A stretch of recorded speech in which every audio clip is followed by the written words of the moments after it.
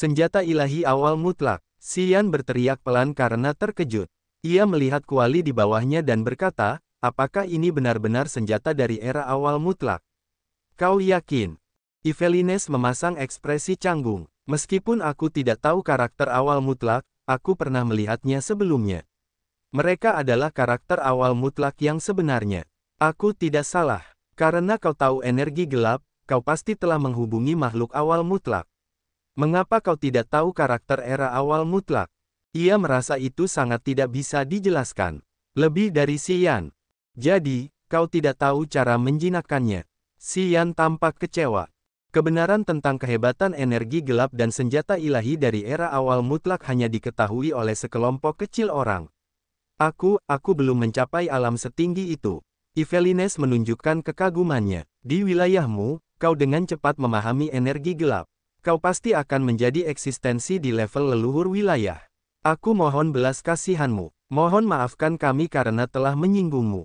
Dia tampak sangat jujur. Adams dan Mas kebingungan. Mereka dapat bereaksi tepat waktu. Mereka segera membungkuk dan berusaha terlihat rendah hati.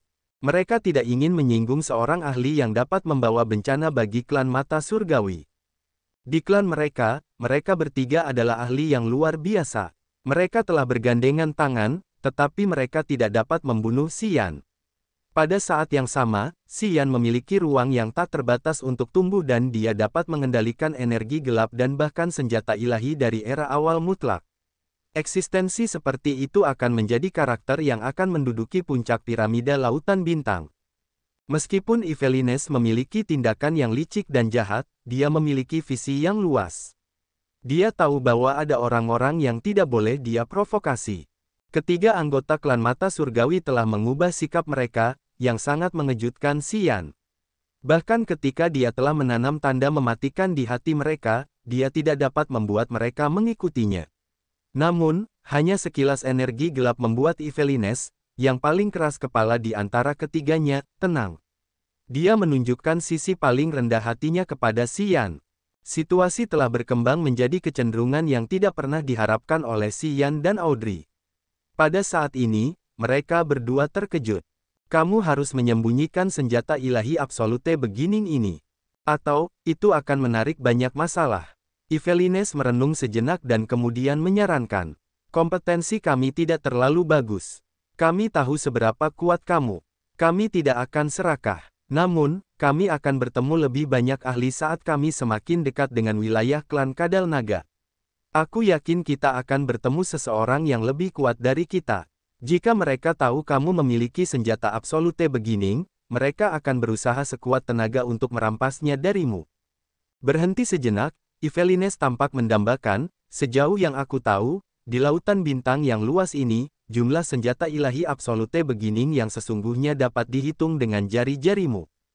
Masing-masing dari mereka begitu mengguncang bumi sehingga aku tidak dapat menggambarkannya kepadamu. Hanya para ahli di tingkat leluhur wilayah yang dapat mengendalikan senjata-senjata itu. Mereka tidak akan takut jika seseorang dapat merebutnya. Dan hanya mereka yang dapat memaksimalkan kekuatan sebenarnya dari senjata-senjata itu. Senjata ilahi absolute beginning adalah senjata-senjata ekstrim dari era absolute beginning. Ada yang mengatakan bahwa makhluk-makhluk absolute beginning telah menempanya dan ada yang mengatakan bahwa senjata-senjata itu lahir secara alami di awal mula alam semesta. Senjata-senjata itu sangat kuat dan supernatural. Senjata-senjata itu dapat mengangkat para prajurit ke tingkat tertinggi. Mendengarkan Yvelines, Xian dan Audrey saling bertukar pandang. Mereka semua tampak terharu. Tidak mungkin untuk menjinakkannya dalam waktu singkat. Apakah kamu punya cara untuk menyembunyikannya atau menyembunyikannya? Bisik Audrey. Xian memaksakan senyum. Bagaimana kau tahu benda ini terbengkalai atau tidak? Percakapan mereka mengejutkan tim Yvelines. Masya ragu sejenak lalu berkata, jadi, senjata suci absolute beginning itu bukan milikmu. Jika itu milik kami, mengapa kami harus banyak bertanya padamu? Xian tiba-tiba sakit kepala. Ia merasa sedih seperti seseorang yang duduk di atas gunung emas yang tidak dapat memanfaatkannya. Harta karun yang luar biasa ini ada di bawahnya, tetapi mereka tidak dapat memurnikan atau menjinakkannya untuk mengetahui kekuatan supernya. Jika itu bukan milikmu, mengapa kau menungganginya? Yvelines bingung. Matanya berbinar. Jadi, sekarang tidak ada pemiliknya. Kau tidak melihat pemiliknya, kan? Ia tiba-tiba menjadi sangat bersemangat, berbicara dengan wajah merah. Kudengar senjata Absolute Beginning memiliki kesadaran dan mereka dapat memilih sendiri tuannya. Itu tergantung pada pertemuan yang baik. Atribut kekuatan Upanishad dapat membuat senjata itu takluk dan mengikutimu. Ada banyak penelitian tentang ini. Beberapa bahkan mengatakan bahwa jika kamu memiliki keberuntungan, kamu dapat. Adams dan Masya bersorak gembira. Mereka merasa seperti merekalah yang memiliki pertemuan yang baik itu. Mereka pikir merekalah yang memiliki atribut yang dibutuhkan yang disebutkan dalam legenda. Mereka berkumpul di area tempat simbol-simbol itu terekspos dan kemudian melepaskan kesadaran jiwa, mendesak kekuatan Upanishad mereka. Mereka mencoba menciptakan semacam resonansi untuk membuat senjata ilahi itu memperhatikan mereka. Mereka bahkan melupakan Xian, bahaya yang mematikan. Daya tarik besar dari senjata ilahi Absolute Beginning begitu tak tertahankan. Mereka bahkan telah melupakan diri mereka sendiri. Namun, tak lama kemudian, mereka mendapatkan kembali kekuatan mereka, wajah mereka pucat dan terkejut. Energi jiwa yang mereka lepaskan telah jatuh ke tengah kuali giok berkaki 3 dan menghilang. Mereka tidak dapat mengambil apapun. Area kuali giok yang terbuka tampaknya memiliki lebih banyak simbol. Tidak ada hal lain yang terjadi. Apakah itu benda yang telah menelan energi jiwaku? Evelines akhirnya bereaksi. Xian mengangguk sambil tersenyum pahit. Jangan coba lagi. Aku ulangi, jangan coba. Jiwa kalian akan terkuras. Evelines menggertakkan giginya, mendengus, dan menghentikan Adams dan Masya. Petik 2. Kurasa senjata ilahi awal mutlak ini rusak atau tidak lengkap. Kalau tidak akan berperilaku seperti itu, mata cerah Audrey menjadi jelas. Aku memperhatikan satu hal, setiap kali mengumpulkan lebih banyak energi jiwa, akan ada lebih banyak simbol di badan kuali. Aku perhatikan bahwa simbol-simbol itu belum menutupi kuali sepenuhnya. Mungkin ketika mengumpulkan cukup energi jiwa untuk menciptakan simbol dan mengisi kekosongan di permukaan kuali, sesuatu yang ajaib akan terjadi. Mendengarnya, Xian tampak termenung. Dia mengangguk dengan hati-hati. Dia menduga hal yang sama. Jika senjata suci ini memiliki roh alat, maka senjata itu akan tidak aktif karena kerusakan yang serius. Jika tidak, senjata itu tidak akan memasang perangkap untuk menangkap lebih banyak jiwa makhluk. Dengan begitu, senjata itu dapat mengumpulkan energi yang dibutuhkannya untuk bangun. Mari kita amankan rahasia ini terlebih dahulu. Tiba-tiba, cincin di pergelangan tangan Masya berkilau terus-menerus. Dia berteriak dan kemudian menjelaskan kepada Xian, itu adalah token yang dikeluarkan oleh klan Kadal Naga. Token-token itu dapat merasakan satu sama lain. Seseorang akan datang. Kurasa mereka menuju ke klan Kadal Naga seperti kita. Ya. Kadal Naga telah menarik banyak orang yang tinggal di luar untuk datang kali ini. Klan mata surgawi kita hanyalah kelompok kecil, kata Evelines. Lautan bintang yang sangat luas ini memiliki begitu banyak wilayah dan berbagai spesies. Ada banyak ras yang belum pernah kulihat atau dengar sebelumnya. Jika kau tidak mengunjungi domain laut kehampaan, kau tidak akan pernah tahu misteri alam semesta yang tak berujung. Kau tidak akan pernah melihat begitu banyak makhluk tingkat tinggi yang berbeda. Kita tidak perlu menyembunyikannya. Ia akan menyamarkan dirinya sendiri, kata Audrey samar-samar. Begitu ia selesai, asteroid di bawah mereka melepaskan daya isap dan mengumpulkan beberapa batu untuk mengisi celah tersebut. Itu menjadi batu normal tak lama kemudian. Lihat ke depan kita, kata Masya. Ia melihat dengan hati-hati. Pikiran Xian berkedip. Ia berubah kembali ke bentuk manusianya. Ia tampak seperti manusia biasa tanpa sesuatu yang aneh di tubuhnya. Tak lama kemudian, sebuah bola kaca biru besar muncul di depan mereka. Bola kaca itu sangat besar. Itu jauh lebih besar dari asteroid yang mereka tumpangi. Bola kaca itu memiliki penutup berwarna biru dan berisi air laut yang mendidih. Ada begitu banyak istana yang dibangun di dalam air laut itu, di mana banyak pria dan wanita cantik bergerak maju mundur. Bola kaca itu seperti kapal perang super. Makhluk-makhluk yang elegan dan anggun itu tampak mirip dengan manusia. Akan tetapi, mereka semua ramping dan langsing. Tubuh mereka memancarkan fluktuasi energi air. Mereka dapat bernapas dengan bebas saat bergerak di dalam air di dalam bola kaca. Mereka tampak cukup santai. Anggota suku air. Dari kejauhan, Yvelines mengembuskan napas lega. Ia tersenyum, suku air bukanlah suku yang suka berkelahi. Kecuali jika kau memprovokasi mereka, mereka tidak akan menyerang orang secara proaktif. Anggota klan ini cantik-cantik. Mereka semua mengolah Upanishad kekuatan air. Suku ini memiliki hubungan terbaik dengan klan Kadal Naga. Mereka tampak mirip dengan suku laut di tempat kita, gumam Audrey. Itu normal, Masya tersenyum dan menjelaskan, biasanya, makhluk-makhluk absolute beginning tidak dapat menciptakan makhluk dari ketiadaan. Mereka mendapatkan modelnya. Mungkin ras-ras yang diciptakan oleh makhluk absolute beginning di wilayah desolate milikmu ada di dunia di luar si domain of nihility. Sejauh yang aku tahu, banyak orang yang datang dari berbagai wilayah bisa jadi berasal dari satu ras. Oh, benar, di wilayah laut kehampaan, klan manusia juga merupakan klan dengan populasi terbesar. Mereka dapat kawin dengan ras lain dan itu dapat menghasilkan ras baru. Kemampuan reproduksi dan percampuran klan manusia diakui sebagai yang terkuat di seluruh alam semesta ini. Aku tidak tahu apakah benar bahwa sebagian besar ras memiliki penampilan yang mirip dengan ras manusia. Bagaimanapun, kau dapat mengetahuinya dari beberapa detail kecil. Misalnya, klan kita memiliki satu mata ekstra dibandingkan dengan klan manusia. Suku air memiliki lebih banyak air dalam tubuh mereka, dan mereka mengolah kekuatan air Upanishad.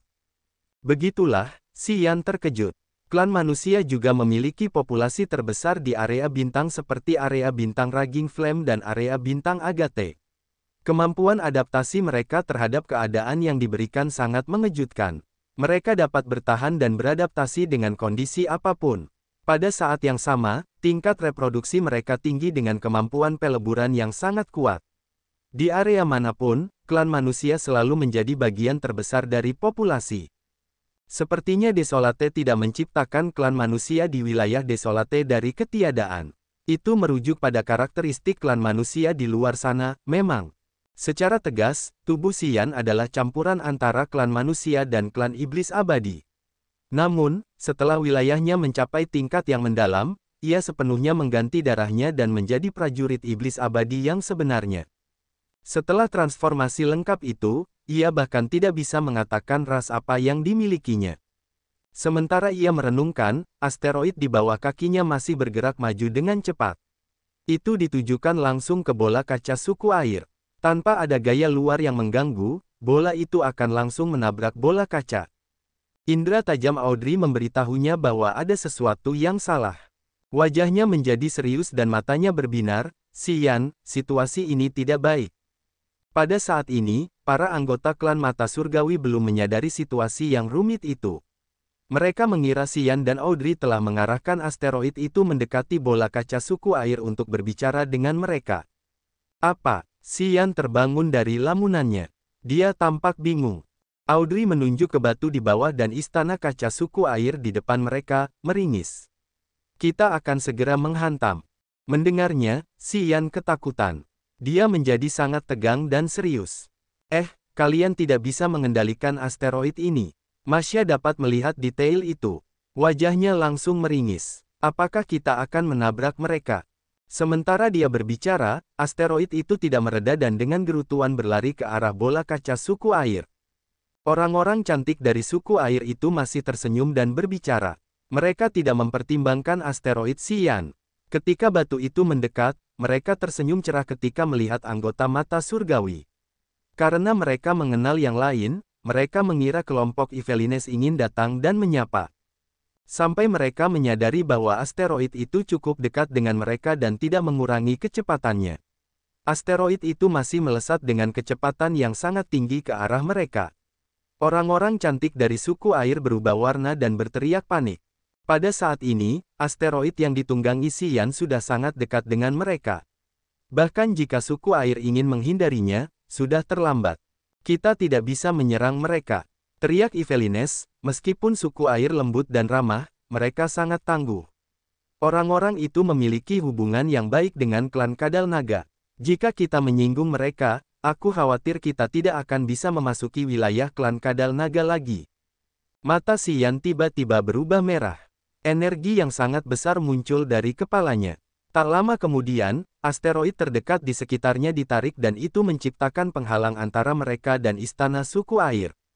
Hati-hati, lindungi dirimu, teriak Xian. Yvelines, Audrey, dan yang lainnya tidak banyak berpikir. Mereka menciptakan perlindungan cahaya dan mengumpulkan energi di tubuh mereka untuk melawan energi destruktif saat benturan terjadi. Namun, mereka tercengang saat melihat apa yang terjadi.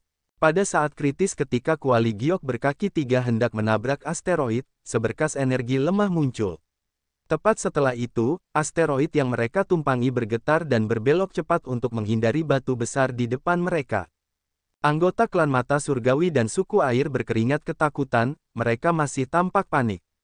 Mereka paham bahwa ketika asteroid dengan kuali giok di dalamnya menghantam asteroid di sekitar istana kaca suku air, gelombang kejut ledakan itu mampu mengakibatkan kerugian yang sangat besar bagi kedua belah pihak.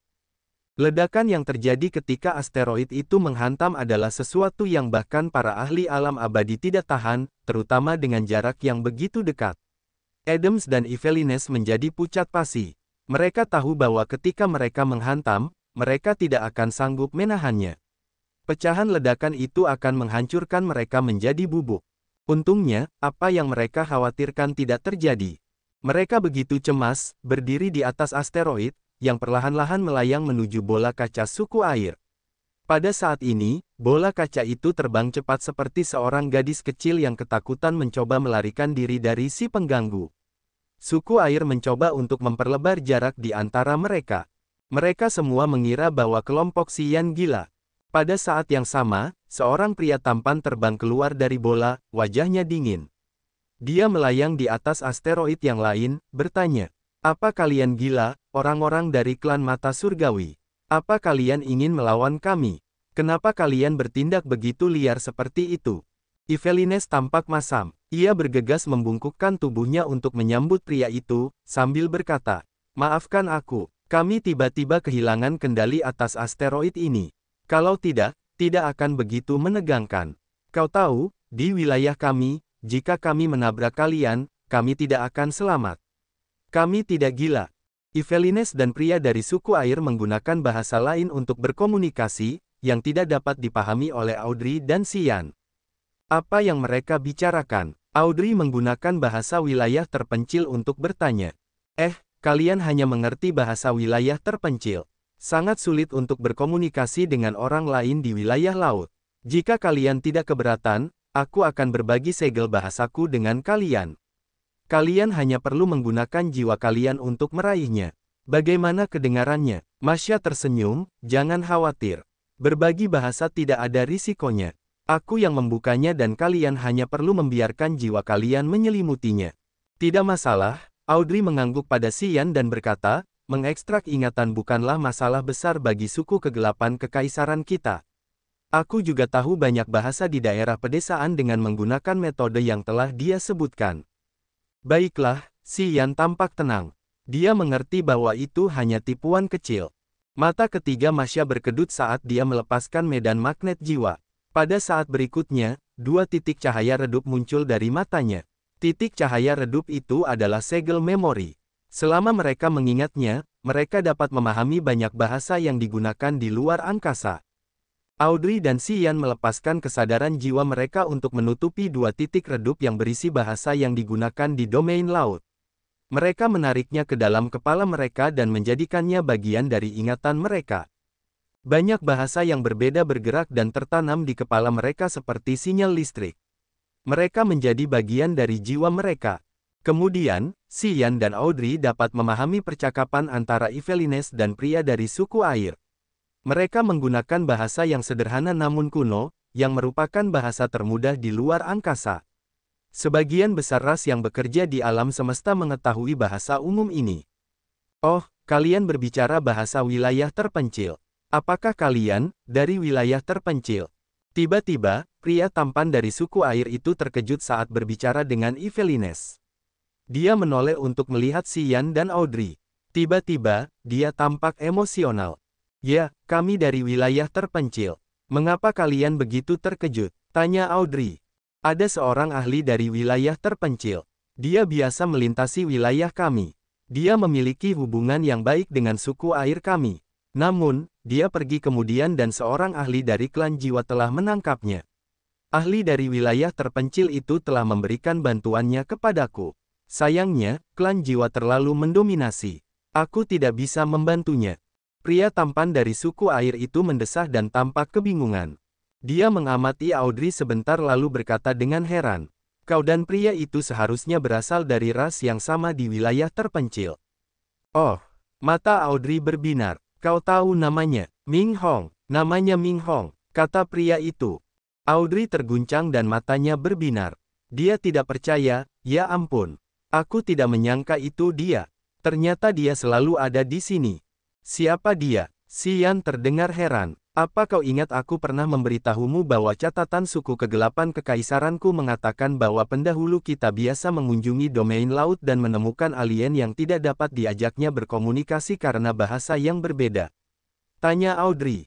Xian mengangguk. Dialah yang membuat catatan-catatan itu. Dia seharusnya leluhurku. Menurut ibuku, puluhan ribu tahun yang lalu sebelum Bloodthirsty, itu adalah masa suku kegelapan kekaisaran kita di galaksi kita. Karena Bloodthirsty, suku kegelapan kekaisaran kita mulai menurun. Pada era itu, suku kegelapan kekaisaran kita telah kehilangan banyak ahli. Beberapa dari mereka juga menghilang. Kudengar karena pendahulu Ming Hong tahu dia bukan tandingan Bloodthirsty, dia telah melarikan diri ke domain laut ketiadaan untuk berkultivasi secara pertapa dan menunggu kesempatan untuk menyelamatkan suku kegelapan kekaisaran. Sayangnya, dia tidak pernah kembali. Kami pikir dia telah pergi, untuk waktu yang lama. Dialah orang yang memiliki pengetahuan terdalam tentang domain laut ketiadaan di suku kita. Dia telah mendokumentasikan pengalamannya di domain laut ketiadaan. Sebenarnya, Ming Hong adalah guru pertama pamanku Ming Hao. Ibu mengatakan kepadaku bahwa dia menamainya Ming Hao. Dia adalah sepupu kakekku. Ketika dia berada di suku kegelapan kekaisaran kami, dia juga seorang pejuang yang luar biasa. Audrey menjelaskan dengan perlahan. Pada akhirnya, wajahnya berubah tegas. Jika kita dapat menemukan Ming Hong, mungkin kita akan menemukan jalan pulang. Mata Xian berbinar. Menurut Audrey, Ming Hong adalah orang bijak dari wilayah terpencil yang telah memasuki wilayah laut kehampaan beberapa kali dan telah kembali dengan selamat. Tentu saja, dia akan tahu cara kembali ke wilayah terpencil. Jika mereka dapat menemukannya, mereka akan tahu jalan pulang. Saranku untukmu, jangan pikirkan itu, kata lelaki dari suku air itu dengan cemberut. Dia ditangkap oleh seorang ahli dari klan jiwa. Dia sekarang adalah salah satu dari 9 jiwa brutal yang hebat dari ahli itu. Di lautan bintang yang luas ini, klan jiwa terlalu mendominasi. Ahli itu juga menakutkan. Aku tidak berani memprovokasi dia, apalagi anak-anak seperti kalian berdua. Berhenti sejenak, dia mendengus lalu berkata, mengingat kalian berasal dari wilayah yang sama dengannya, aku akan memaafkan kalian atas kesalahan kalian kali ini. Namun, saranku kepadamu, lupakan apa yang telah kukatakan kepadamu. Jangan memancing ahli dari klan jiwa itu. Kudengar dia akan datang ke sini kali ini juga. Dia adalah teman lama Kadal Naga. Kalian berdua harus menjauh dari mereka. Kemudian, dia berhenti memedulikan kelompok Xian dan kembali ke istana kaca dengan wajah dingin. Dia memerintahkan anggota sukunya untuk melanjutkan perjalanan. Apa itu klan jiwa? Apakah mereka sangat ganas? Xian menatap anggota klan mata surgawi. 3 lainnya mengangguk dengan wajah berat. Evelines menjawab, lautan bintang yang luas ini memiliki jutaan spesies. Bagaimanapun, mereka tidak memiliki kompetensi yang sama. Klan jiwa adalah salah satu dari 7 klan terkuat yang diakui seluruh alam semesta. Dibandingkan dengan klan jiwa, klan mata surgawi kita hanyalah ras kecil. Bagaimana dengan klan Kadal Naga? Xian bertanya lagi. Kadal, leluhur klan Kadal Naga telah lama pergi. Saat ini, Kadal Naga, generasi kedua, belum mencapai level leluhur wilayah. Jadi, klan Kadal Naga hanyalah klan kelas 2. Namun, klan jiwa, ras yang muncul bersama klan mata surgawi kita setelah era awal mutlak, memiliki ahli di level leluhur wilayah. Mereka mendapatkan ahli yang dapat mengendalikan energi gelap. Fondasi klan jiwa bukanlah sesuatu yang dapat ditandingi oleh orang biasa, kata Evelines dengan rasa hormat dan kagum. Xian melepaskan aliran energi jiwa dengan energi gelap sebagai intinya. Energi itu menempel di permukaan kuali giok berkaki 3 di dalam asteroid. Dia melompat ke perahu awan kristal menyala milik klan mata surgawi bersama Audrey dan kemudian menyaksikan asteroid dengan kuali di dalamnya memasuki gua besar di bintang Kadal Naga. Kuali berkaki 3 yang besar itu tidak menolak tanda Xian dengan energi gelap sebagai fondasinya. Dia dapat menggunakan jiwanya untuk terhubung dengan gumpalan energi yang telah ditinggalkannya. Kita akan pergi ke arah ini, Yvelines menatap asteroid itu yang menghilang dan mendambakan. Kemudian, dia menunjuk ke sebuah gua tempat kapal perang tulang putih milik klan Kadal Naga berlabuh. Beberapa prajurit Kadal Naga sedang menunggu mereka di sana. Ada banyak kapal perang dan kereta perang berbentuk aneh yang membawa anggota suku alien dan memasuki wilayah klan Kadal Naga melalui gua-gua itu. Tidak ada awan atau kabut di sekitar bintang Kadal Naga. Seluruh planet ini terpapar langsung keluar angkasa. Banyak gua di permukaan planet itu menyedot asteroid sementara klan itu menggunakan beberapa gua kecil untuk menjemput para pengunjung dan mengantarkan mereka ke planet itu. Kita akan masuk ke bintang itu secara langsung seperti itu. Audrey tercengang. Suku kegelapan kekaisaran tinggal di permukaan daratan yang diberkati Tuhan. Mereka tidak tinggal di bawah tanah yang tidak terkena sinar matahari. Dengan pola pikirnya, dia mengira mereka akan mendarat di permukaan bintang Kadal Naga. Namun, dia menemukan bahwa alien aneh itu langsung masuk ke bintang Kadal Naga yang berlubang melalui gua-gua itu. Dia sangat terkejut. Tentu saja, lapisan permukaan bintang Kadal Naga dipenuhi dengan pecahan dan puing dari bintang-bintang yang pecah. Klan Kadal Naga tidak pernah memperbaiki atau meratakannya. Mereka hanya tinggal di dalam planet itu, Yvelines menjelaskan dengan wajar. Tak lama kemudian, perahu awan kristal menyala mereka mendekati pintu masuk. Masya melepaskan cincin itu dari pergelangan tangannya untuk menunjukkannya kepada para penjaga. Yvelines berbicara kepada para penjaga dan mereka mengizinkan mereka lewat. Perahu awan kristal menyala bergerak melalui area abu-abu yang seperti ruang hampa lalu jatuh ke jurang yang sangat dalam. Jurang itu seperti lembah yang luar biasa megah dengan dinding bundar yang terdapat banyak gua. Anggota dari berbagai ras bergerak masuk dan keluar dari gua-gua itu. Di dalam lembah, terdapat tempat parkir yang datar. Perahu awan kristal menyala mereka mendarat di antara banyak kapal perang dengan bentuk yang berbeda. Setelah seorang prajurit Kadal Naga memeriksa token izin mereka, ia memanggil penjaga lain untuk membawa mereka ke tempat mereka akan menginap. Penjaga itu membawa mereka ke salah satu gua yang mereka lihat dalam perjalanan ke sana. Setelah masuk ke dalam, mereka mendapati bahwa gua itu cukup luas dengan banyak ruangan dengan ukuran yang berbeda-beda. Gua ini memiliki ruang budidaya, kamar mandi, dan bahkan ruang untuk memurnikan peralatan. Pada dasarnya, gua itu memiliki semua hal yang mereka butuhkan. Anggota klan Kadal Naga tinggal di dalam gua. Karena bintang Kadal Naga ini terbentuk dari bintang-bintang yang pecah dan asteroid, gua itu tidak memiliki permukaan atau flora apapun. Gua itu hanya memiliki pecahan-pecahan bintang yang pecah dan debu kosmik yang dipaksa untuk saling menempel. Bagaimanapun, anggota klan Kadal Naga menyukai batu. Mereka bahkan memiliki kulit seperti batu. Mereka senang tinggal di dalam gua. Setelah penjaga itu pergi, Yvelines tersenyum dan menjelaskan. Gua mereka terletak di sisi dinding bundar. Xian mengamati dan mendapati bahwa area ini seperti cangkir teh besar. Bagian bawahnya adalah tempat parkir tempat mereka menambatkan kapal perang dan kereta perang.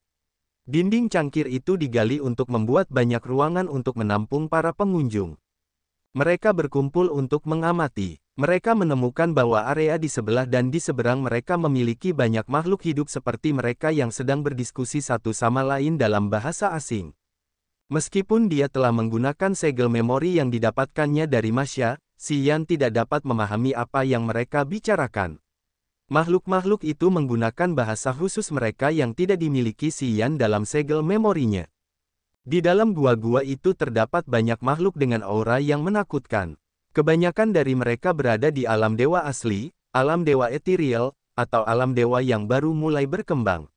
Ada beberapa ahli alam abadi, tetapi mereka berada di langit pertama alam abadi. Xian tidak merasakan aura ahli langit kedua alam abadi manapun. Para anggota klan Kadal Naga bertindak karena resepsionis itu baru saja berada di alam dewa ethereal atau alam dewa yang baru mulai berkembang. Mereka telah mengatur para pengunjung dari berbagai klan untuk beristirahat dan memulihkan diri di akomodasi gua mereka. Sekitar 1.000 orang, sekitar 10 prajurit telah mencapai langit pertama alam abadi. Audrey menyipitkan mata dan melepaskan kesadaran jiwanya. Tak lama kemudian, dia menyadari kekuatan semua orang dan menjadi terkejut. Oh, alam mereka tidak begitu dalam. Yvelines terperanjat saat menatapnya. Kau baru saja mencapai langit pertama alam dewa yang baru mulai. Bagaimana kau bisa melihat begitu banyak hal seperti itu? Audrey tidak menjawab. Yvelines terkejut. Ia tidak berani memandang rendah Audrey lagi dan menjelaskan, itu hanya akomodasi di sini. Klan Kadal Naga punya banyak area seperti ini. Mereka menyediakan beberapa area khusus untuk klan yang mengintimidasi. Oh, bisa dibilang begitu. Area kami adalah tempat bagi ras kelas 3. Sebelumnya ia tidak menghormati Audrey karena ia menganggap Audrey lebih rendah dari Xian. Di First Sky of Incipient Realm, dia tidak terlalu layak disebut.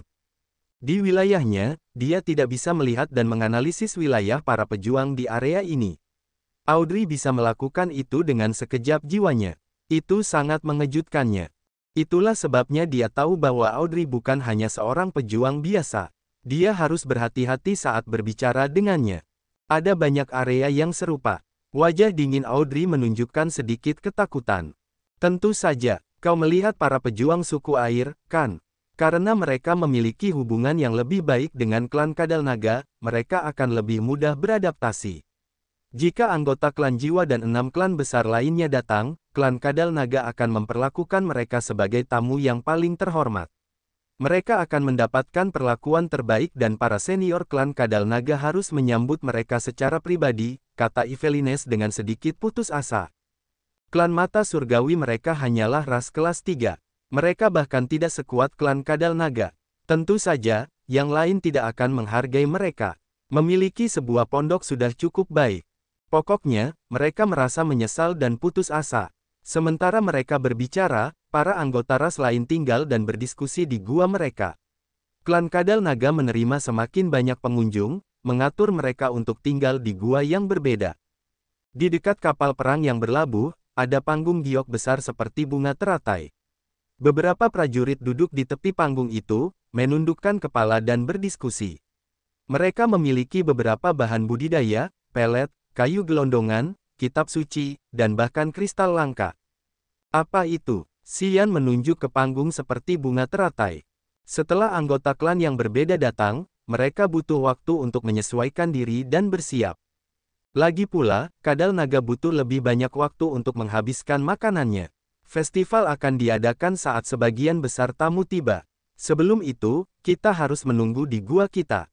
Tentu saja, klan Kadal Naga memiliki beberapa pengaturan lain. Panggung bunga teratai itu disiapkan agar para anggota klan yang berbeda dapat memiliki tempat untuk bertukar bahan budidaya. Siapapun yang memiliki senjata tambahan atau senjata yang tidak mereka gunakan dapat bertukar di sana. Yvelines tersenyum dan berhenti sejenak. Kemudian, dia melanjutkan, kebanyakan dari mereka tertarik pada pelet abadi dari klan Kadal Naga. Aku membawa adikku ke sini dengan harapan mendapatkan satu pelet abadi. Tentu saja, tidak dapat diprediksi apakah kita bisa mendapatkannya. Pelet abadi. Audrey tampak tergerak. Apa maksudmu? Yvelines menatap Masya dan berkata, adikku berada di langit ketiga alam dewa awal. Jika dia mendapatkan pelet abadi dari klan Kadal Naga, mungkin dia bisa menerobos ke alam abadi. Di kosmos yang luas ini, pelet abadi ini memang benda ajaib. Bahkan 7 klan besar tidak memiliki barang tambahan untuk disimpan. Mendengarnya, Xian tampak gembira. Ia berteriak, dapatkah membantu menerobos ke alam abadi? Bagaimana bisa? Mustahil mencapai alam spektakuler ini hanya dengan sebuah pelet. Jika kau tahu betapa sulitnya memurnikan pelet abadi, kau akan mempercayainya. Yvelines tersenyum paksa. Cara memurnikan pelet abadi masih menjadi teka-teki yang belum terpecahkan. Ada rumor yang mengatakan bahwa hanya makhluk awal mutlak yang tahu caranya dan hanya para ahli di tingkat leluhur wilayah yang dapat memurnikannya. Pelet abadi membutuhkan setidaknya 1 bintang kehidupan tingkat 7 dengan miliaran kehidupan sebagai fondasinya. Para ahli leluhur wilayah harus memurnikan seluruh bintang kehidupan dengan miliaran kehidupan di atasnya dan mengubah ukurannya menjadi seukuran pelet. Bintang kehidupan tingkat 7 dan miliaran kehidupan di atasnya bersama dengan energi bumi dan surga di sana membentuk pelet abadi, yang dapat menipu tangan sang pencipta untuk membantu para ahli mencapai alam abadi. Yvelines tidak peduli bagaimana Xian dan Audrey tampak terkejut. Ia melanjutkan, tentu saja, pelet itu hanya akan meningkatkan peluang bagi para ahli puncak alam dewa awal untuk memasuki alam abadi. Itu tidak pasti, loh. Itu tergantung pada bakat bawaan dan fondasi orang tersebut.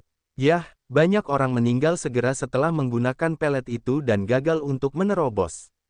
Berhenti sejenak, ia mengamati sekeliling mereka dan kemudian berbicara dalam bahasa wilayah terpencil, ku dengar bahwa Kadal, makhluk awal mutlak, telah pergi karena memurnikan pelet abadi.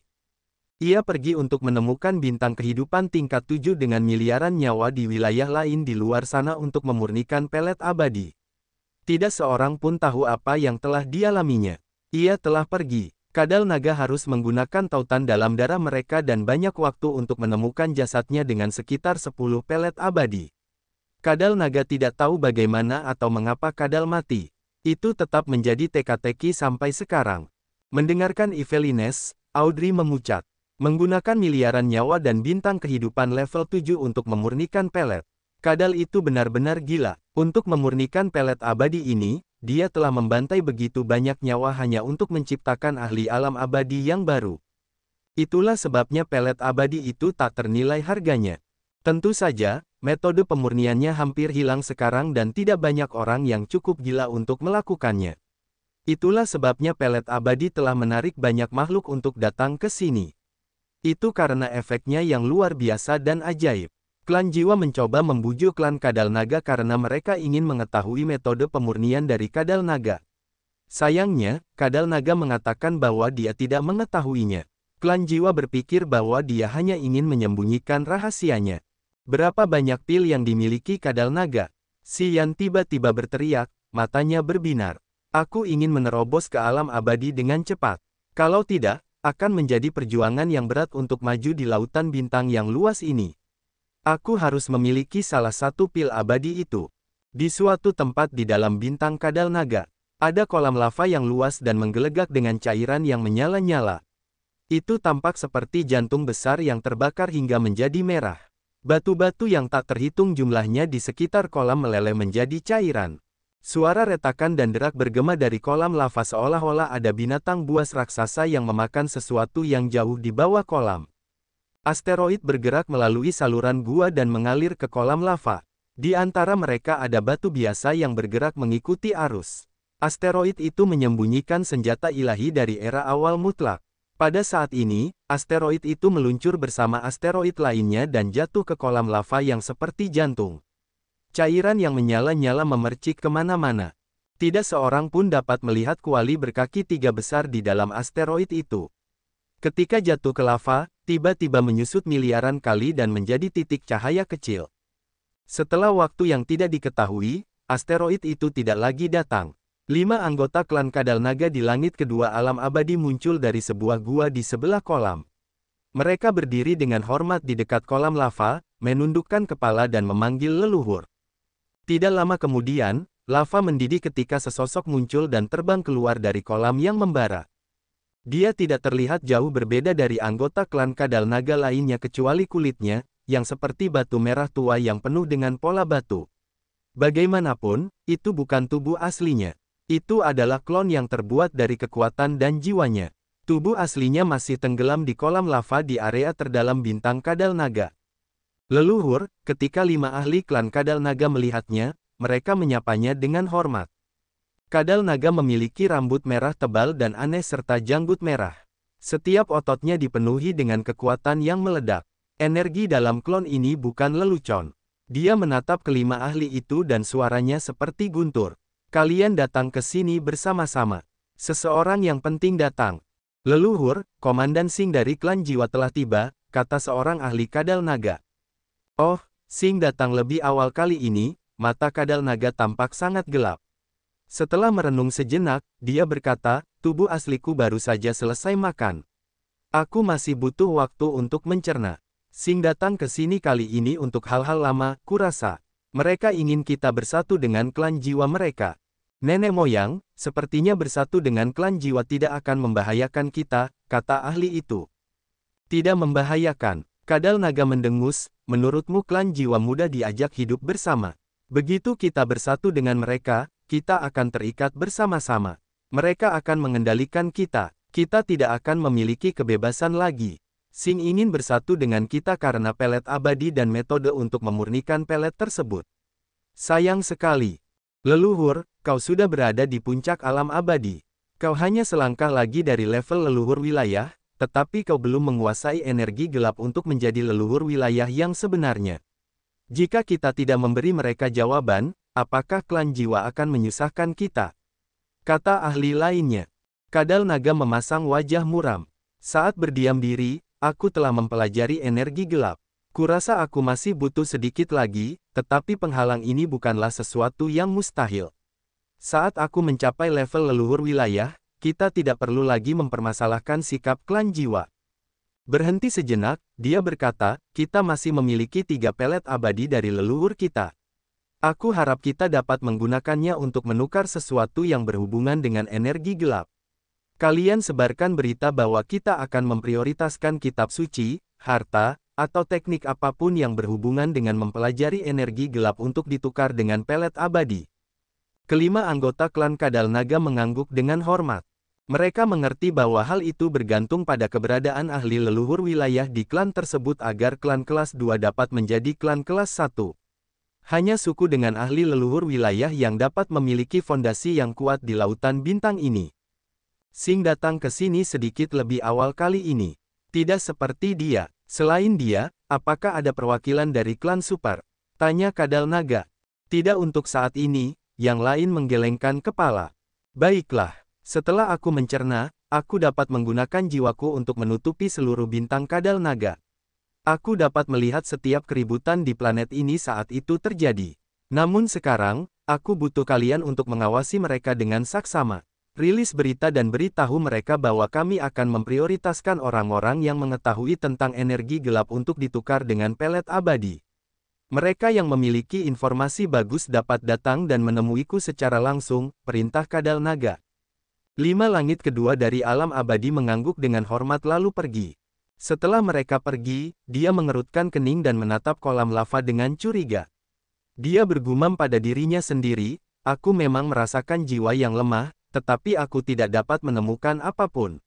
Aneh, apakah aku salah merasakan? Karena dia memiliki alam yang mendalam, ketika senjata suci dari era awal mutlak datang ke perutnya, dia dapat merasakannya. Namun, kuali berkaki 3 yang besar telah menyusut seperti titik kecil dan auranya bercampur dengan asteroid lainnya sehingga dia tidak dapat menemukannya. Tanda pisah tanda pisah tanda pisah tanda pisah tanda pisah tanda pisah tanda pisah tanda pisah tanda pisah tanda pisah tanda pisah tanda pisah tanda pisah tanda pisah. Di dalam sebuah lembah di bintang Kadal Naga. Lembah ini sangat berbeda dari daerah tempat kelompok Xian tinggal. Seluruh lembah direnovasi menjadi mewah dan indah dengan banyak istana. Sekelompok anggota klan jiwa mengenakan jubah hitam longgar yang hanya memperlihatkan wajah pucat mereka. Mereka semua melayang. Kaki mereka tidak menyentuh tanah, mereka menginap di istana bawah tanah, bukan di gua. Seluruh lembah ini hanya menampung anggota klan jiwa. Tidak ada makhluk dari klan lain di sini. Klan Kadal Naga tidak mengatur orang lain untuk menginap di daerah ini dan mengganggu klan jiwa. Rupanya, sebagai salah satu dari 7 ras besar di kosmos ini, mereka diperlakukan jauh lebih baik daripada kelompok Xian. Di dalam istana besar, seorang lelaki tua menyeramkan yang diselimuti jubah brokat hitam longgar melayang di antara banyak jiwa. Jiwa-jiwa itu memiliki bentuk prajurit alien dan bahkan binatang buas. Ada ribuan dari mereka yang berkumpul seperti gunung yang penuh dengan jiwa. Dia melayang di puncak gunung jiwa dan dengan dingin menatap seorang prajurit yang berlutut di tanah. Apa yang dikatakan klan Kadal Naga? Komandan, Tuan. Mereka mengatakan bahwa Kadal Naga belum menghabiskan makanannya. Mereka meminta Anda untuk menunggu sebentar. Dia akan datang untuk menemui Anda secara pribadi, lapor prajurit klan jiwa. Harum, wajah Sing menjadi gelap. Kadal Naga ingin menghabiskan lebih banyak waktu hingga mencapai level leluhur wilayah. Konyol, tidak mudah untuk mencapai level leluhur wilayah. Jika dia bisa menggunakan kekuatannya untuk menerobos, dia pasti sudah melakukannya. Kurasa dia akan menggunakan 3 pelet abadi untuk mencari bantuan agar bisa menerobos ke level leluhur wilayah. Yah, itu hanya mimpi baginya. Meskipun pelet abadi itu berharga, itu tidak ada apa-apanya dibandingkan dengan kekuatan energi gelap. Komandan, apa yang harus kita lakukan jika dia tidak menunjukkan sikap kooperatif kali ini? Tanya prajurit klan jiwa. Sing memasang wajah dingin dan ganas. Tidak akan mudah baginya kali ini. Para senior kita sudah tidak sabar lagi. Jika dia tidak mau mengikuti kita, tentu saja, kita akan menghadapinya dengan cara yang baik. Dia melambaikan tangannya untuk mengusir prajurit itu. Dia menyipitkan mata, baiklah, pergilah. Aku harus diam sebentar. Prajurit jiwa itu pergi. Dia melesat lalu menghilang seperti jiwa yang tercerai-berai. Sing merenung sejenak, jiwanya berubah. Jiwa yang telah pergi muncul dari gunung jiwa di bawahnya. Jiwa itu kurus kering dan berputar-putar serta berkedip-kedip seolah-olah akan padam. Begitu jiwa itu muncul, ia membuka mulut untuk menelan jiwa-jiwa yang telah pergi yang redup di sekitarnya. Sosok yang samar itu dengan cepat mengembun dan menjadi nyata seperti awan gelap. Api yang seperti ular roh yang melata terbang keluar dari mulut Sing dan membakar jiwa yang telah pergi itu dengan mendesis. Jiwa yang baru saja menjadi nyata, terdistorsi dalam penderitaan. Ia berjuang di dalam api dan menjerit sedih. Sepertinya api karma sedang membakar intinya. Jiwa itu memudar lagi. Ming Hong, apakah kamu ingin bicara sekarang? Sing mencibir. Di mana pintu masuk ke wilayah terpencil? Selama kamu mengatakan yang sebenarnya, aku yakinkan engkau bahwa aku akan membebaskan jiwamu dan memberimu tempat yang baik untuk ditinggali. Jiwa itu menjadi samar seperti awan yang menghilang. Wajahnya yang berkabut menoleh ke Sing, suaranya lemah. Kau seharusnya tidak memikirkannya lagi. Bahkan jika segel jiwaku menghilang, aku tidak akan pernah memberitahumu di mana pintu masuk ke wilayah Desolate. Jika kekuatanku Upanishad tidak begitu aneh, kau akan memurnikanku untuk waktu yang lama dan menggunakan teknik jiwa khususmu untuk mengekstrak ingatanku. Nah, sayangnya, kau tahu bahwa begitu aku kehilangan ingatanku, jiwaku akan menghilang. Kau tidak akan mendapatkan apapun dariku. Mengapa kau perlu melakukan itu, Ming Hong? Makhluk Desolate The Absolute Beginning adalah level leluhur wilayah dari wilayah Desolate, tetapi tubuhnya sekarang terbagi.